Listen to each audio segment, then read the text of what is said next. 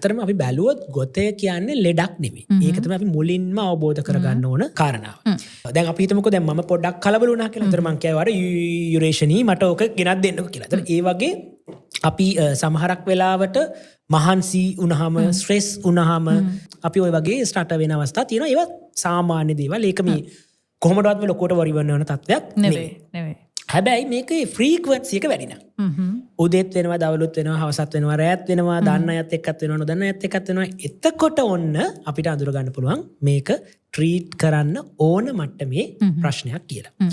හැබැයි ගොඩාක් වෙලාවට අම්මලා තාත්තලා චූටිම කාලෙත් බබාලා අරගෙන ඉනවා මේ මගේ බබාගේ ගොතයක් තියෙනවා මේක ට්‍රීට් කරන්න ඕනද කියලා. ඒතර අපි සාමාන්‍යයෙන් බැලුවොත් අවුරුදු 2-4 වගේ කාලේ අපි කියනවා ටිපිකල් non fluency කියලා. මොකද බබා අර භාෂාව ඉගෙන ගන්න මුල් කාලේනේ. ඒතොර එයාත් සමහරක් වෙලාවට වචන දෙකක් එකට ගලප ගද්දී යාට හරියට ඕක සෙන්ටෙන්ස් එක හදා ගන්න බැරි වෙලා පොඩක් ස්ටටර් වෙනවා වගේ වෙන්න පුළුවන්.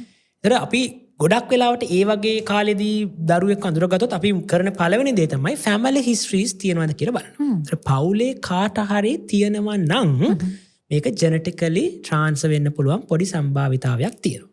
ඉතින් එහෙම වුණොත් අපි ගොඩක් වෙලාවට ඉන්ටර්වෙන්ෂන් පටන් ගන්නවා. හැබැයි එහෙම නැත්නම් අපි කියනවා හරි අපි බලමු මේකේ පැටර්න් එකක් තියෙනවද කියලා. සමහරක් වෙලාවට ඔක ටික කාලයක් ගිහිල්ලා ෆේඩ් ඔෆ් වෙලා යන්න පුළුවන් අවස්ථාත් තියෙන නිසා. එහෙනම් 2-4 කියන්නේ ඔය වගේ අර ලොකුවට වොරි වෙන්න ඕන කාරණාවක් නෑ family histories නැත්නම්.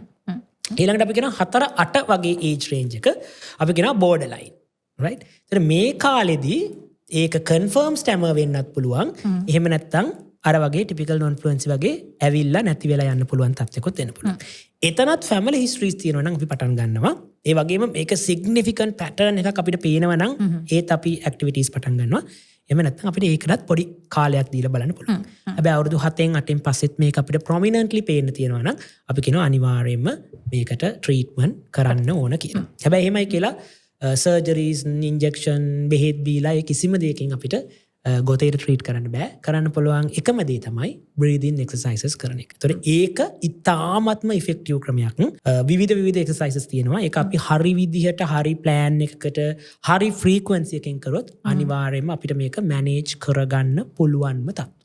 ඒතර මම දන්න මාත් එක්ක වැඩ කරපු ගොඩක් කට්ටිය ඉන්නවා. ඒ කියන්නේ ජීවිතේ තියෙන ලොකුම ප්‍රශ්නය බවට මේකපත් වෙලා හැබැයි හරි විදිහට ට්‍රීට් කරලා දැන් තිබ්බද නැද්ද කියලාවත් හොයාගන්න බැරි වෙන මට්ටමට ඉම්ප්‍රූව් වෙච්ච කට්ටිය ඉන්නවා.